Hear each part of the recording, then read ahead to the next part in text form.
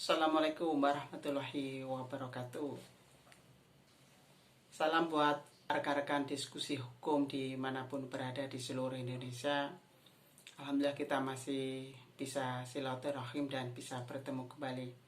Mudah-mudahan kebaikan, rahmat dan ridha Allah SWT masih selalu beserta kita semuanya ya.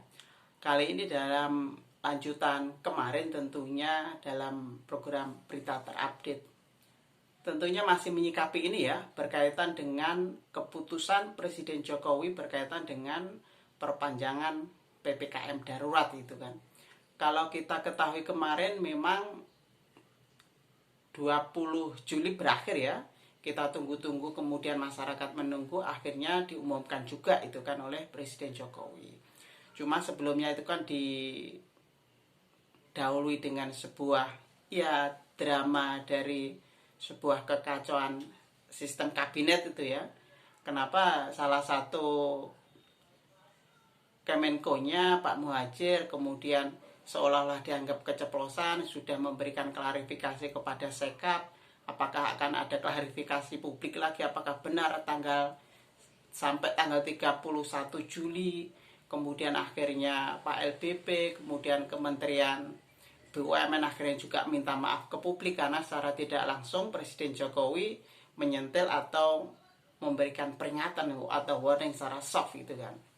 Cuma kalau kita cermati ya, Presiden Jokowi kemarin pada intinya adalah, saya rasa dalam pandangan saya berkaitan dengan ini agak jalan tengah ya. Jadi tidak akhir Juli tapi sampai tanggal 25 Juli dengan catatan akan ada pelonggaran setelah tanggal 25 Juli, artinya 26 ke atas itu kan. Kalau kita cermati isi pidato, arahan dan grand design-nya juga masih bias dan juga tampak ragu sebenarnya Presiden ini kan. Dan akhirnya tidak menggunakan lagi istilah PPKM darurat itu kan, karena menggunakan redaksional level 3 dan 4 itu kan ya. Sepintas ini saya bacakan basis datanya dulu ya. Ini saya kutip dari liputan6.com. Infografis perbedaan aturan PPKM level 3 dan 4 dan seterusnya itu bisa rekan-rekan juga pasti sudah memahami. Ini saya kutip sebagai basis data dalam hal kita menganalisis saja. Nah, lagi-lagi saya lanjutkan analisisnya ya. Jadi tanggal 20 malam itu kan tentunya kalau kita mencermati instruksi Mendagri nomor 15 tahun 2021 artinya berakhir. Kemudian kalau kita tunggu keesokan harinya keluarlah instruksi Mendagri berkaitan dengan perpanjangan ini dengan level 3 dan 4 nomor 22 tahun 2021. Nah, ini konsekuensi logis dan yurisnya seperti apa? Sebagaimana kita ketahui bahwa dalam kerangka otonomi daerah, Kementerian Dalam Negeri ini adalah perwakilan dari pemerintah pusat ke seluruh pemerintah daerah. Nah, di sana kalau kita ketahui kemarin ada sekitar 15 daerah ya di seluruh Indonesia juga sudah menerapkan PPKM darurat di luar Jawa dan Bali. Artinya instruksi nomor 22 tahun 2021 ini akan berlaku sampai tanggal 25 nanti, tinggal berapa hari kalau kita lihat, tinggal sampai hari Minggu nanti. Ini kan efektivitasnya akan seperti apa. Belum lagi turunan-turunannya. Lagi-lagi saya sering menyampaikan bahwa setiap kepala daerah di Indonesia itu mempunyai diskresi dan masih tersandra Kepres nomor 12 tahun 2020. Artinya kompleksitas masyarakat di daerah itu kan beda-beda, tidak sama. Di sana ada diskresi dari kepala daerah untuk menyesuaikan dan menafsirkan instruksi Mendagri ini.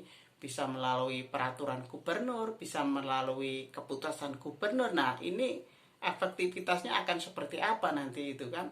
Karena kan ini ya berkaitan dengan yang pertama kalau kita mencermati dalam kerangka ODA. Kemudian yang kedua, sebenarnya pemanaan darurat level 1, 2, 3 dan sebagainya ini sebenarnya WHO sebagai organisasi kesehatan dunia sudah memberikan warning sebenarnya. Cuma dalam hal tertentu tentunya saya juga tidak sepakat Indonesia dalam hal ini kompleksitasnya tidak melulu harus tunduk dan taat pada WHO, karena kan kita juga mempunyai kedaulatan negara sendiri untuk menyelesaikan masalah di bangsa kita. Akan tetapi beberapa warning dari WHO juga harus diperhatikan itu kan.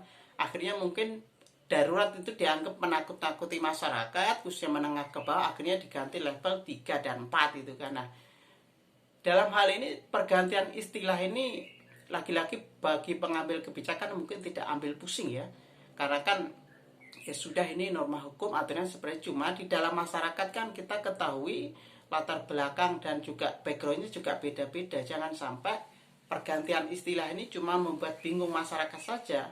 Sebenarnya secara sepintas substansi masih sama dengan PPKM darurat, kenapa harus diganti itu kan. Kalau arahan presiden kemarin kalau kita mencermati adalah perpanjangan bukan pergantian ini kan. Nah, kemudian kalau kita cermati dari salah satu kementerian ternyata yang mengusulkan presiden lagi. Nah, ini lagi-lagi komunikasi kabinet yang kacau, antara menteri saling mengklarifikasi, bahkan presiden diklarifikasi menteri, menterinya diklarifikasi presiden, ada yang bocor ke publik. Akhirnya komunikasi yang publik ini diterima oleh masyarakat pun juga menerima pesannya juga tidak lengkap, tidak holistik. Di sana juga akan ada segmentasi penerimaan yang bermacam-macam dan beda-beda, apalagi istilahnya beda-beda lagi nih, karena ini yang perlu kita cermati bersama. Substansi pokoknya kita sepakat bahwa dalam penanganan pandemi ini kita dukung dalam hal positif, akan tetapi ada hal dan ruang yang perlu kita kritisi kepada pemerintah pusat pun juga pemerintah daerah itu kan. Nah, kemudian tidak kalah penting dalam pandangan saya dan juga rekan-rekan semua ya, tentunya ini proses penyaluran BLT bantuan langsung tunai itu kan, khususnya di bawah Kementerian Desa, kemudian juga ada BLT UMKM yang juga cair 1,2 juta 1,2 juta itu, kemudian ada juga BST bantuan sosial tunai, ada reguler, non reguler kemarin Kemenku sudah mengucurkan dana sekitar 6,1 triliun itu kan, kemudian tambahan-tambahan belum lagi yang reguler, dan dalam bentuk lain ada program kerja harapan, ada keluarga penerimaan manfaat dan sebagainya pun instansi Kementerian Ketenagakerjaan, kemudian Kementerian Perekonomian, kemudian menyalurkan distribusi dan sebagainya. Cuma yang kita cermati kenapa hampir sampai hari Minggu nanti PPKM level 3 dan 4 atau darurat perpanjangan ini akan berakhir, akan tetapi datanya kalau kita cermati masih carut marut dan juga tidak sesuai yang diharapkan.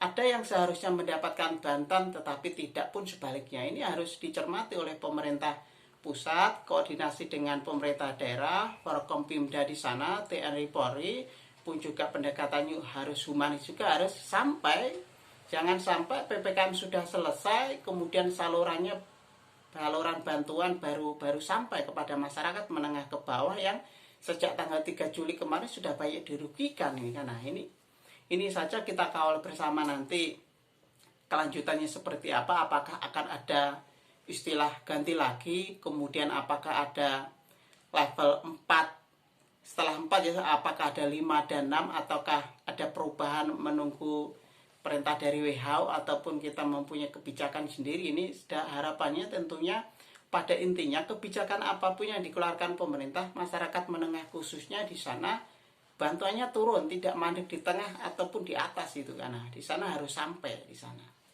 Itu ya sepintas yang bisa saya sampaikan. Kita kawal bersama nanti kebijakan pemerintah ini, rekan-rekan, khususnya juga dari Institut Pemantau dan Pemerintahan Daerah, kita kawal bersama bagaimana pendistribusiannya dan nanti saling kita koordinasi antar satu dengan yang lainnya. Demikian ya, sepintas ini nanti bisa dilanjut segmen lainnya. Beda jangan ngambekan, beda jangan baperan. Berbeda karena kita saudara, berbeda karena kita Indonesia. Kita sama-sama belajar bareng yang mudah-mudahan bermanfaat. Bersama-sama berbuat bermanfaat buat umat bangsa dan negara. Wassalamualaikum warahmatullahi wabarakatuh.